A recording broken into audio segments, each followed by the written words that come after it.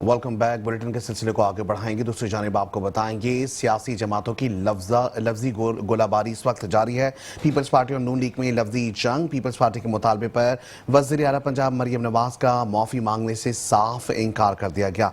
मुखालिफिन पर एक बार फिर तनकीद सामने आ गई है। कहा कि आफत आई तो पंजाब के जख्मों पर नमक छिड़का गया। आसिफ अली सरदारी और मेरे मोहतरम हैं बिलावल मेरे छोटे भाई हैं, लेकिन मुझे बहुत दुख हुआ। पंजाब के खिलाफ कोई बोलेगा तो इसको जवाब दूंगी। जब मैं पानी की बात करती हूँ तो जाती उम्रा की नहीं करती, पूरे पंजाब के सैलाब की बात करती हूँ। कहते हैं मरियम नवाज माफ़ी मांगे। मरियम नवाज क्यों माफ़ी मांगे? माफ़ी आपके तर्जुमानों को मांगनी चाहिए।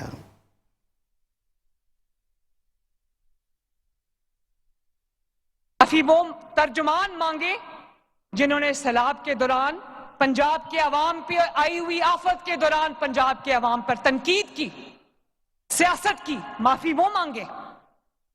और मरियम नवाज ने अगर जवाब दिया तो अपने लोगों का जो हक है उसके लिए उसने आवाज बुलंद की ली, और उसके लिए मरियम नवाज शरीफ कभी माफी नहीं मांगेगी।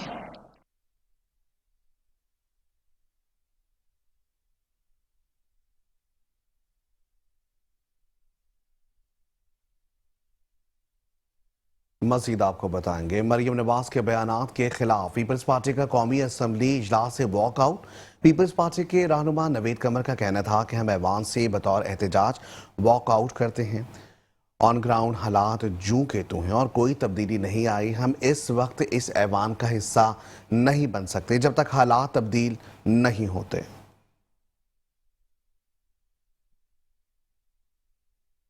सारी चीज का अभी तक ग्राउंड पे कोई डिफरेंस नहीं आया जी। सो मेरी गुजारिश ये है कि हम तब तक हाउस का हिस्सा नहीं बन सकते ओके जब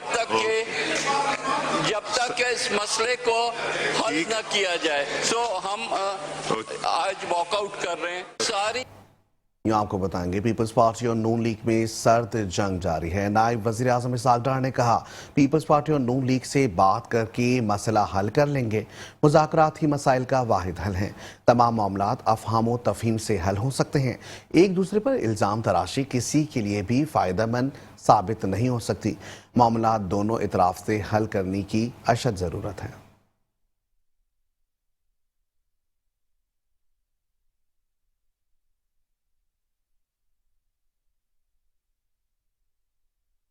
खबर शामिल करेंगे आलमी मंजरनामे से। आपको बताएंगे अमरीकी सदर डोनाल्ड ट्रंप की हमास को गजा जंगबंदी मुआहदा कबूल करने के लिए इतवार तक की डेड लाइन दी गई। कहा हमास के पास मुआहदे पर दस्तखत करने के लिए इतवार की शाम 6 बजे तक का वक्त है। हमास के पास मुआहदा करने का ये आखिरी मौका है। मुआहदे पर दीगर ममालिक दस्तखत कर चुके हैं। हमास मुआहदा नहीं कर सका तो इसको सख्त नताइज भुगतना पड़ेंगे। मुआहदा करने से हमास की जंगजुओं की भी जान बच जाएगी।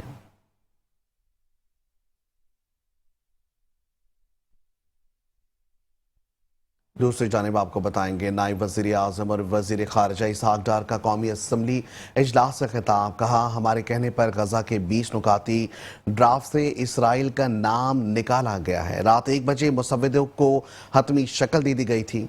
फ़लस्तीन के हवाले से कायदे आज़म की पॉलिसी पर ही अमल पैरा है। वज़ीर आज़म शहबाज शरीफ ने UN असम्बली इजलास में कौम की भरपूर नुमाइंदगी की। कश्मीर के साथ फ़लस्तीन का मसला उठाया। आलमी मामलात पर गुफ्तगू की। नुमाइंदगी थी वो आपके सामने है, रिकॉर्ड पे है। सबसे ज्यादा देखी जाने वाली तकरीर वो है, यानी 24 घंटे में 1 मिलियन से ज्यादा लोग उसको देख चुके थे। और जो नेक्स्ट थी वो 300,000 के करीब थी प्रेसिडेंट ट्रंप की। इसके अलावा ग्लोबल डेवलपमेंट इनिशिएटिव आपको पता है कि वो चाइनीज जो है वजीर आजम उन्होंने खुद चेयर करना था। पाकिस्तान उस पर मदऊ था और पाकिस्तान ने उस पर वजीर आजम साहब ने उसमें खुद उसमें नुमाइंदगी की। स्पेशल क्लाइमेट इवेंट जो है, जो हमारी चूँकि जो फ्लड्स का मसला है और जो पाकिस्तान 1% से कम एमिशंस के बावजूद दुनिया में टॉप 10 कंट्रीज में वल्नरेबल मुल्क है, उस हवाले से वो बहुत अहम इवेंट था। और इसमें जो नुमाइंदगी वज़ीर आज़म साहब की थी और इसमें प्रेसिडेंट ऑफ ब्राज़ील खुद उसको चेयर कर रहे थे। और जो COP30 होने जा रहा है वो ब्राज़ील में होने जा रहा है अगले चंद महीनों में। और इसकी मैं समझता हूँ कि रेलेवेंस बहुत ज़्यादा थी और उसकी नुमाइंदगी भरपूर की गई पाकिस्तान की। इसी तरह मल्टीलैटरल मीटिंग एक हुई, उसकी तफसील मैं फ़लस्तीन के हवाले से और गाज़ा के हवाले से सेपरेट अभी अर्ज करूँगा, लेकिन वो जाने से पहले ये बात हुई। और ये आपको बताएंगे आमने मंसूबे का ऐलान तो किया गया मगर अब तक अमल दरामद नजर नहीं आया। ट्रम्प आमने मंसूबे के बावजूद इसराइली फोर्सेस की गजा में वहशाना कार्रवाइयां थम न सकी। सेहोनी फोर्सेस की मुसलसल बमबारी से 24 घंटों में 50 से ज्यादा फलस्तीनी शहीद और दर्जनों जख्मी हो गए। शोहदा की मजमूई तादाद 66,225 तक पहुंच गई। 1,68,938 फलस्तीनी अब भी जख्मी हैं।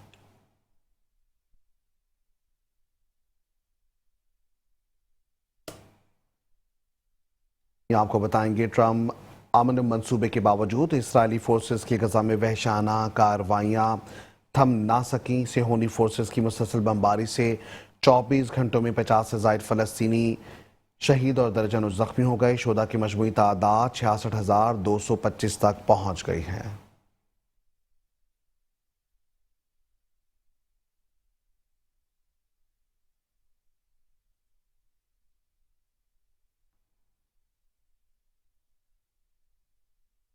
मजीद बात करेंगे ग्लोबल सपोर्ट फ्लोटेला के हवाले से, जहां गिरफ्तार 450 कारकुनों को यूरोप डिपोर्ट करने का फैसला सामने आया है। फ्लोटेला के काफिले में साबिक सेनेटर मुश्ताक अहमद, स्वीडिश माहौलियाती कारकुन ग्रेटा थैनबर्ग और नेल्सन मंडेला के पोते भी सवार थे। रिपोर्ट्स के मुताबिक इसराइली कब्जे में ली गई कश्तियां अशदू बंदरगाह पहुंच गई हैं।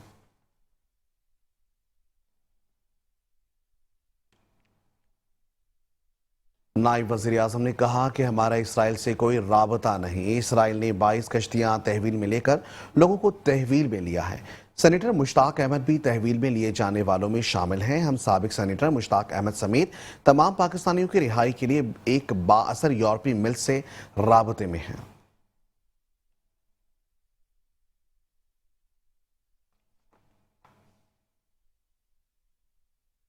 आपको बताएंगे खाना और दवा कोई खतरा नहीं। Chairman People's party Bilawal Bhutto Zardari का ग्लोबल समुद्र फ्लोटेला को इसराइल की जानिब से रोके जाने पर रद्द अमल। कहा, इसराइल ने डॉक्टरों और रजाकारों को हिरासत में लेकर इंसानियत पर खुला हमला किया है। मुश्ताक अहमद खान को हिरासत में लेकर बैनुल अक़वामी कवानीन की खिलाफ वर्जी की गई है। हिरासत में लिए गए तमाम अफराद की रिहाई का हम मुतालबा करते हैं।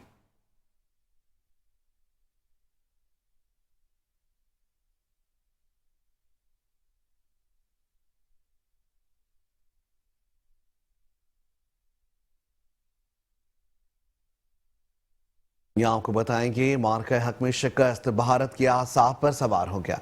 भारतीय एयर चीफ का पाकिस्तान की तैयारी गिराने का मुजाहिका खेज दावा झूठे बयानिए का सहारा लेने पर मजबूर हो गए। मई में पाक भारत झड़पों के दौरान भारत ने 5 पाकिस्तानी जंगी तैयारे गिराए। भारतीय फजाया के सरबराह air chief marshal Amarpreet Singh का दावा। दौरान प्रेस ब्रीफिंग भारत को नुकसान पहुंचने के हवाले से सवाल किया गया तो एयर चीफ को चुप साध गई।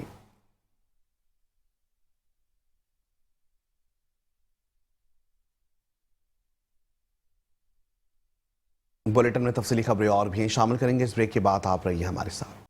Welcome back. खबरों के सिलसिले को आगे बढ़ाएंगे और अब बात करेंगे डेंगू वायरस के हवाले से।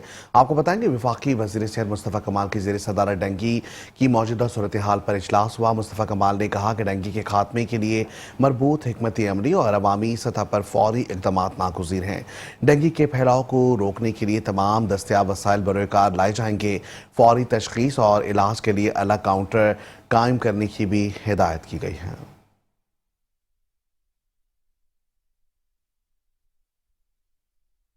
मजीद आपको बताएंगे गवर्नर सिंध कामरान खान टिसोरी कहते हैं कि सियासतदान आते हैं और चले जाते हैं लेकिन नौजवान सिस्टम में ही रहते हैं। अवाम के मसाइल हल करना मुंतखब नुमाइंदों की जिम्मेदारी है। आप दुरुस्त सिमत में काम करना चाहें तो कोई आपको रोक नहीं सकता। वज़ीर आज़म और फील्ड मार्शल दिन रात कोशिशें कर रहे हैं। हमें मुल्क की तरक्की के एहसास को अपने साथ जोड़े रखना है।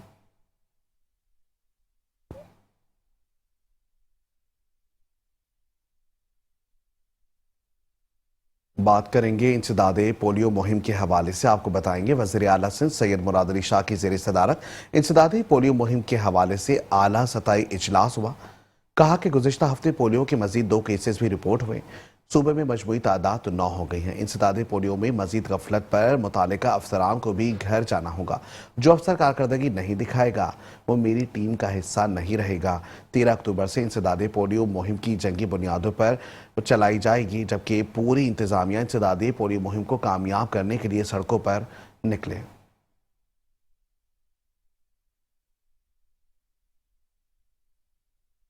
वज़ीर आला सिंध का महकमा सेहत के अफसरान के साथ सुतेलो वाला सलूक पोलियो इजलास में डिप्टी कमिश्नर्स का मलबा ज़िलाई सेहत अफसर पर जा गिरा है। EOC सिंध के इंचार्ज इरशाद सोढर भी पोलियो मुहिम के हवाले से आपको बता रहे हैं, जहां गुज़िश्ता हफ्ते पोलियो के मजीद 2 केसेस भी रिपोर्ट हुए। पोलियो इजलास में डिप्टी कमिश्नर का मलबा ज़िलाई सेहत अफसरान पर जा गिरा। EOC सिंध के इजलास इरशाद सोढर भी पोलियो की नाकामी से बरियुज़्ज़मा करार। ग्रेड 20 के अफसर DHO किमाड़ी डॉक्टर वली मोहम्मद राही को वज़ीर आला सिंध की हिदायत पर मुअत्तल कर दिया गया। सेक्रेटरी हेल्थ रिहान इकबाल बलोच, वज़ीर सेहत डॉक्टर अजरा पेचो हो महकमा सेहत के अफसरान मलबा गिरने पर खामोश नजर आए।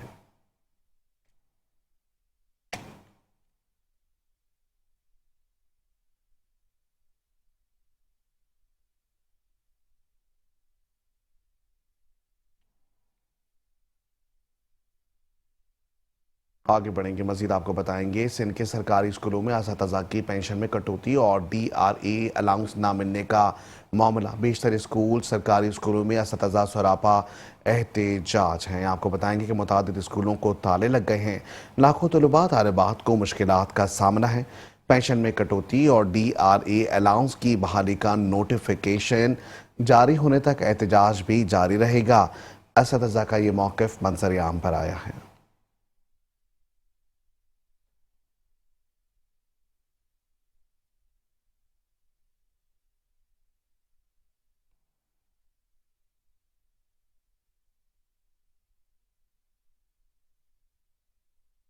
दूसरी जानिब आपको बताएंगे सिंध भर के सरकारी तालीमी इदारों में तदरीसी अमल मुअत्तल है। हुकूमत सिंध ने सिंध एम्प्लॉयज़ अलाउंस के रहनुमाओं को मुज़ाकरात की दावत दी है। तनख्वाहों में इजाफा, DR अलाउंस और पेंशन कटौती का फैसला लेने के लिए मुतालबात भी शामिल किए गए हैं। अलाउंस के रहनुमाओं महकमा तालीम के अफसरान के माबैन मुज़ाकरात का सिलसिला भी जारी है।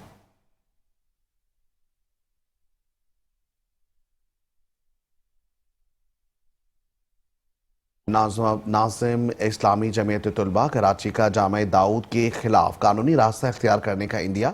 कहा तालीमी इदारों के अंदर काली भेड़ें मौजूद हैं, उनका पीछा करेंगे। अगर इंतज़ामिया के कानों पर जू नहीं रहेंगी तो तलबा इनकलाब का रास्ता भी अपनाएंगे। हमने 30 सितंबर को शहर की बड़ी शाहराहों पर पुरअमन एहतजाज किया और यूनिवर्सिटी इंतज़ामिया हमारे ऊपर इश्तियाल अंगेज़ी के इल्ज़ामात लगा रही है।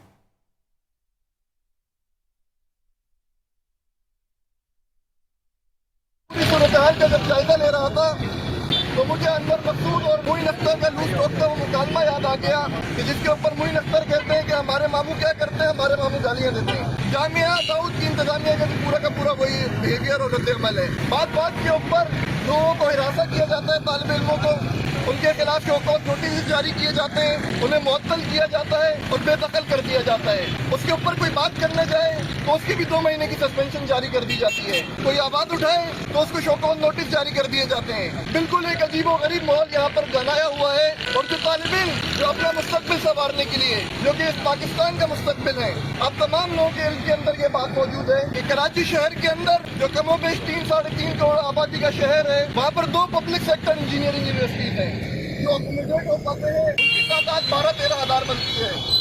अल्लाह ताला पूरे पाकिस्तान के तालीमी इदारों के अंदर और तमाम बड़े शहरों के अंदर इन तालिब इल्मों की जबरी बेदखली के खिलाफ पूरे पाकिस्तान में एहतजाजी तहरीक को फैलाएंगे। और उसके बावजूद जितने इन्होंने अगर अपने काम के ऊपर यूं नहीं रहेंगी, अपने फैसले वापस ले लिए, तो जितने रास्ते तालिब इल्मों के पास मौजूद है। और आज तो सोशल मीडिया ने हमारे लिए बहुत आसानियाँ पैदा कर दी है। तालिब इल्म इस जागीदाराना सिस्टम के खिलाफ, इस जुल्म के खिलाफ खड़ा हो चुका है। सोशल मीडिया के ऊपर देख लीजिए, लोग हमारी कैंपेन की पुष्ट के ऊपर आकर खड़े हो गए हैं।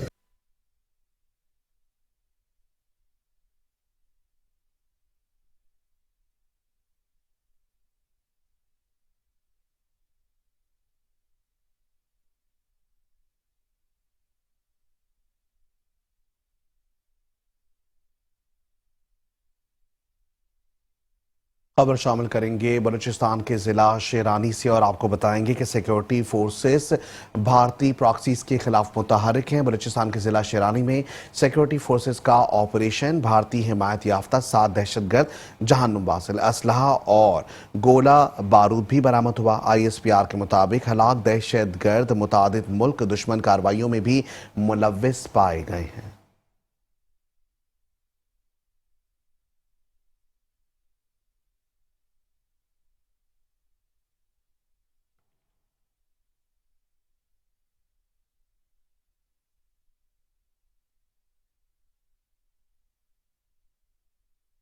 मजीद आपको बताएंगे ANF का मनीशात स्मगलिंग के खिलाफ क्रैकडाउन जारी है। 8 कार्रवाइयों के दौरान खातून समेत 9 मुल्जिमान गिरफ्तार कर लिए गए। 22 लाख रुपए से जायद मालियत की मनीशियात भी बरामद कर ली गई है।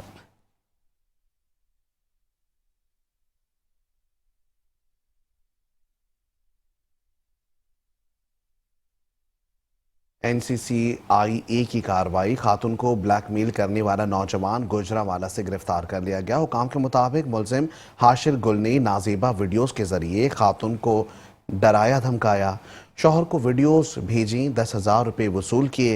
इलेक्ट्रॉनिक शवाहिद बरामद करके मुकदमा दर्ज कर लिया गया।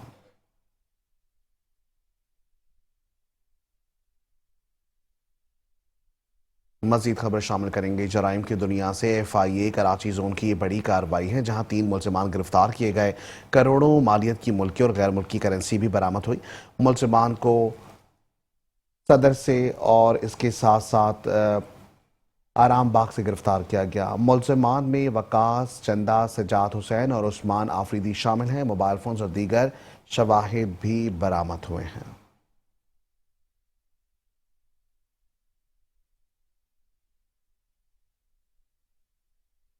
आगे बढ़ेंगे, अफसोसनाक खबर शामिल करेंगी गुलशन इकबाल ब्लॉक 6 से, जहां बहाली सेंटर में माजूर बच्चों पर तशद्दुद का ये वाकया मंजर-ए-आम पर आया है। वाकये की CCTV फुटेज भी वायरल हो गई है। अल्ताफ हुसैन नामी शहरी ने बहाली सेंटर के खिलाफ मुकदमा दर्ज करवा दिया है। वीडियो में टीचर माजूर बच्चे को बेदर्दी से मारपीट कर रही थी। आपको बताएंगे गुलशन इकबाल ब्लॉक 6 बहाली सेंटर में माजूर बच्चे पर यह तशद्दुद का वाकया है। मुद्दई ने कहा इदारे ने टीचर की सहूलतकारी की और जानबूझकर वाकया छुपाया है। टीचर और इदारे के खिलाफ कानूनी कार्रवाई करने की भी अपील सामने आई है।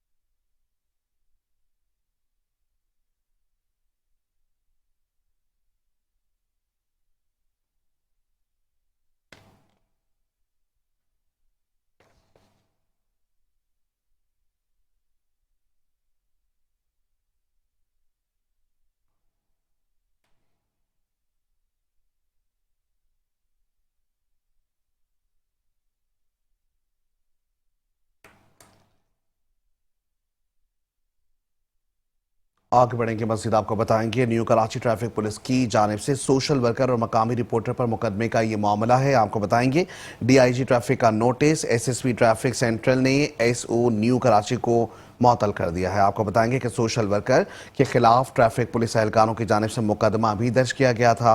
मेट्रो 1 न्यूज़ पर खबर नशर होने के बाद DIG ट्रैफिक कराची सैयद पीर मोहम्मद शाह ने शफाफ इंक्वायरी की हिदायत दी थी। मजीद आपको बताएंगे, कराची के शहरी हो जाए होशियार, ट्रैफिक कवानीन की खिलाफ वर्जी पर भारी भरकम चालान अदा करने होंगे। मोटरसाइकिल बगैर लाइसेंस के चलाने पर 20,000 रुपये का जुर्माना होगा। बगैर लाइसेंस कार चलाने पर 30,000 रुपये का चालान किया जाएगा। LT गाड़ी बगैर लाइसेंस चलाने पर 50,000 का चालान करने का भी फैसला किया गया। सिंध पुलिस ने ट्रैफिक कवानीन की खिलाफ वर्जी करने वालों को खबरदार कर दिया है।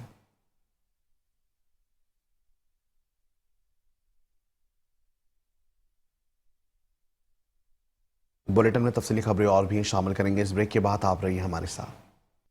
Welcome back. खबरों के सिलसिले को आगे बढ़ाएंगे और यहाँ आपको बताएंगे मुल्क में महंगाई की शरह इजाफे के बाद 4% और ऊपर चली गई है। वफाकी इदारे शुमारियात ने महंगाई से मुतालिक हफ्तावार रिपोर्ट जारी कर दी। एक हफ्ते में 19 अशिया महंगी हुई, 12 की कीमतों में कमी आई है। 20 अशिया ज़रूरिया की कीमतें मुस्तहकम रहीं, जबकि एक हफ्ते में टमाटर 46.44% महंगे हो गए। पेट्रोल 1.72 और हाई स्पीड डीजल 1.45% महंगा हुआ।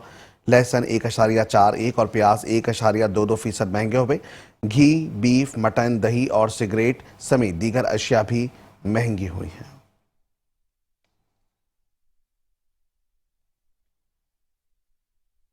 मजीद आपको बताएंगे, पेट्रोल मसनूआत की कीमतों में एक बार फिर इजाफा कर दिया गया।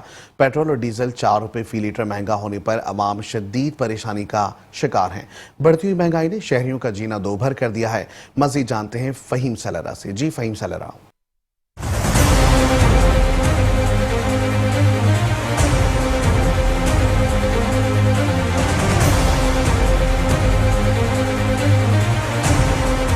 जी देखें, पेट्रोल और डीजल की कीमतों में इजाफे के बाद जहां आवाम की मुश्किलात में इजाफा हुआ है, वहीं ट्रांसपोर्टर्स मालकान ने भी बसों के किराए में इजाफा कर दिया है। आइए इसी हवाले से हम आवाम से बात करते हैं। डीजल और पेट्रोल की कीमत में बहुत इजाफा हो चुका है। गरीब आवाम के लिए बहुत तकलीफ है। ट्रांसपोर्ट का 7,000 साढ़े 7,000 पेशावर, ये खैबर पख्तूनख्वा से लोग आते हैं, यहाँ टिकट करवाते हैं। 7 साढ़े 7 6 साढ़े 6 हज़ार रुपये का टिकट पड़ता है। हम हुकूमत से ये मुतालबा करते हैं कि ये पेट्रोल या डीजल सस्ता कीजिए, गरीब आवाम के लिए बड़ा मसाइल है। ये असल में ना, जब पेट्रोल का और डीजल का कीमत बढ़ता है तो ये लोग किराया भी बढ़ाते हैं, और जब कम होता है तो फिर वही किराया होता है, कम नहीं करते हैं। अभी मैं आया हूँ पेशावर से, 4,500 5,000 का दिया हुआ है किराया और कराची पहुँच गए। और बस यही हिसाब किताब है। डीजल और पेट्रोल का अगर रेट बढ़े भी तो मतलब 4.5 5 वही किराया होता है, अगर कम भी हो जाए वही किराया होता है इन लोगों का।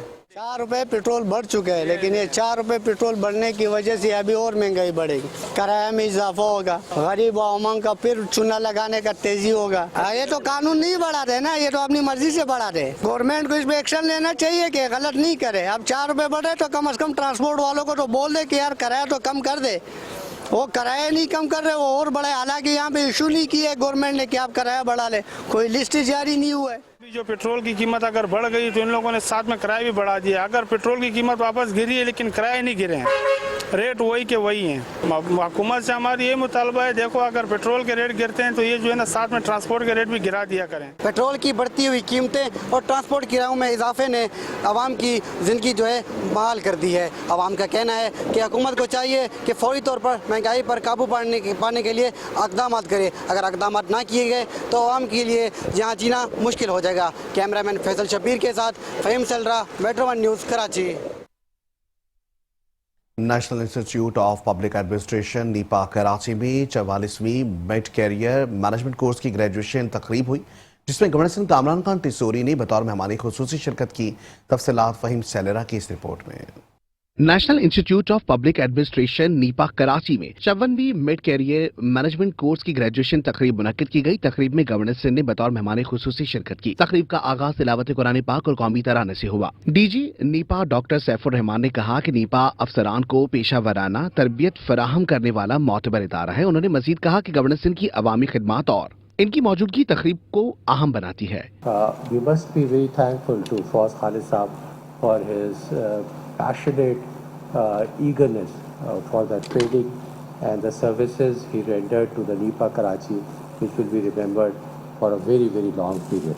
गवर्नर सिंह कामरान खान टिसोरी ने खिताब में कहा कि इंसान खुद अपनी ज़मीर का सबसे बड़ा जज है। ज़मीर मुतमईन हो तो जिंदगी कामयाब है। उनका कहना था कि अवाम का एतमाद बहाल करना और कौम को तालीम देना वक्त की अहम ज़रूरत है। मेरा ये मानना है कि इंसान खुद अपने अंदर एक बहुत बड़ा जज है और किसी भी शख्स का अगर ज़मीर मुतमईन है तो समझे वो कामयाब इंसान है। आखिर में गवर्नर सिंह ने कोर्स मुकम्मल करने वाले अफसरान में सर्टिफिकेट्स तकसीम की और कामयाबी के लिए नेक ख्वाहिशात का इजहार किया। नीपा कराची की ये तकरीब अफसरान की पेशा वाराना सलाहियतों और मुल्क की तरक्की में उनके किरदार को उजागर करती है। कैमरामैन तारिक अशफाक के साथ Faheem Salra, metro one news, Karachi.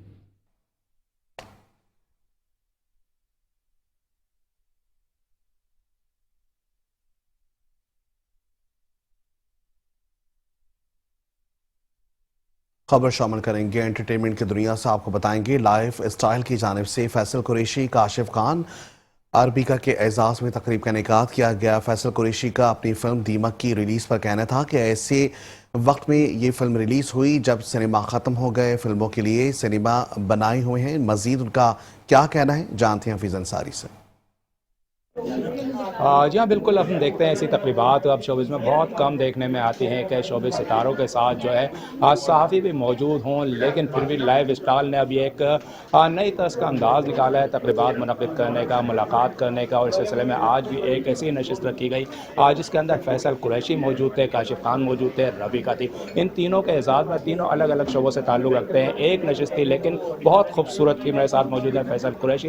इनसे मैं जानना चाहूँगा आज की इस तकरीब में कैसा लगा फैसल। और दूसरी बात यह कि दीमक जो कि हमारे सिनेमाओं को पहले ही चाट रही थी फिल्में रिलीज़ ना होने की वजह से, लेकिन ऐसे वक्त में दीमक रिलीज़ हो रही है जब सिनेमा वो नहीं रहे। जी, फिल्म्स लगती रहीं और ये होता है कि अभी भी यही हुआ कि ईद के बाद वो जो 2 फिल्म्स थी उसके बाद फिर कोई फिल्म स्टैंड नहीं कर पाई, वहाँ सिवाय जो एक पंजाबी फिल्म आई थी सरदार जी। सो हमारे लिए बड़ा लम्हा फ़िक्रिया है कि किस तरह से सिनेमास को पूरा साल लेके चला जाए।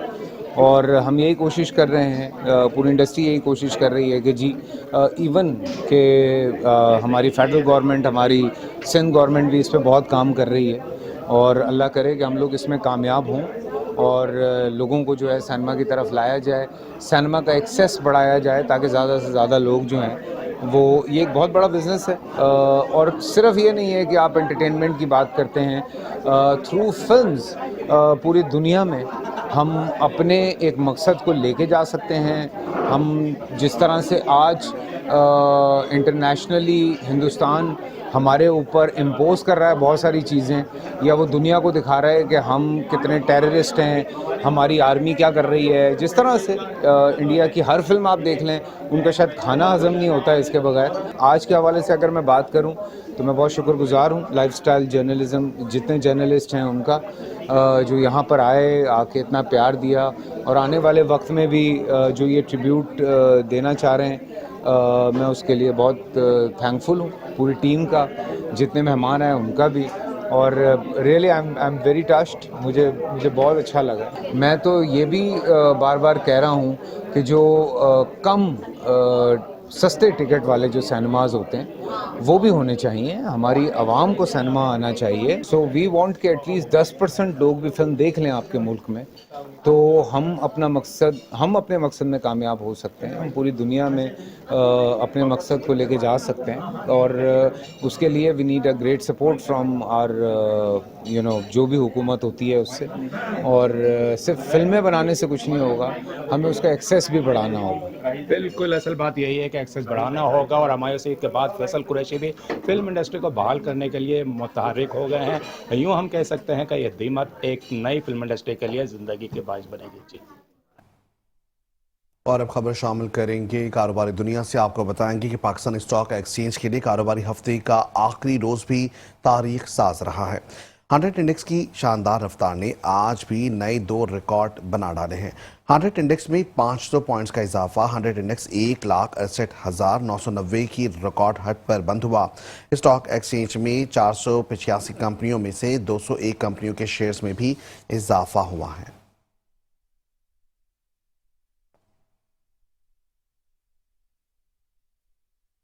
और अब बात करेंगे सोने की कीमतों के हवाले से। आपको बताएंगे सोने की आलमी और मकामी मार्केटों में कीमत मुस्तहकम रही है।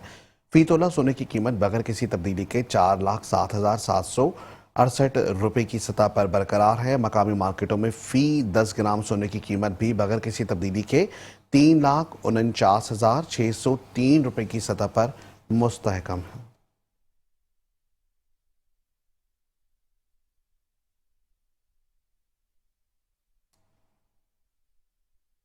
और इसके साथ ही न्यूज़ स्टूडियो से फिर वक्त इतना ही। देखते रहें मेट्रो वन न्यूज़।